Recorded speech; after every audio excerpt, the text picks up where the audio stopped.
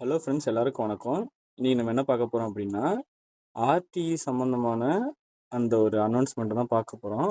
RTE application வந்து April 20ஆம் தேதி ஆரம்பிச்சு மே 20ஆம் தேதி கிட்ட வந்து க்ளோஸ் பண்ணுவாங்க. அதுக்குள்ள வந்து அப்ளிகேஷன் ஃபார்ம்லாம் ஃபில் பண்ணியிருக்கணும். அப்புறம் வந்து குலுக்கல் முறையில வந்து ஸ்டூடெண்ட்ஸ் வந்து தேர்ந்தெடுத்து கட்டாய கல்வி ரைட் டு எஜுகேஷன் அதுக்கு வந்து யார் ஏழை மாணவர்களாக இருக்காங்களோ அவங்களுக்கு வந்து சீட்டு கொடுப்பாங்க ப்ரைவேட் ஸ்கூல்ஸில். சென்ட்ரல் கவர்மெண்ட் வந்து அதுக்கு ஃபண்டு தரும். ஸோ இது வந்து ரூல்ஸு. ஆனால் இப்போ என்ன பண்ணியிருக்காங்க அப்படின்னா, சென்ட்ரல் கவர்மெண்ட் வந்து ரைட் டு எஜுகேஷனுக்கான அமௌண்ட் வந்து ஒன்றும் ரிலீஸ் பண்ணலை. ஸோ இதுதான் அதுக்கான நோட்டிஃபிகேஷன். ஸோ அதனால் வந்து ஆர்டிஇ வந்து இந்த வாட்டி வந்து நடக்காது அப்படின்னு தான் எல்லோரும் யோசிக்கிறாங்க. ஏன்னா அதுக்கான டைம் ரன் அவுட் ஆகிடுச்சு. இப்போ வந்து ஜூனில் வந்து கிளாஸஸ்லாம் ஸ்டார்ட் பண்ணிவிடுவாங்க.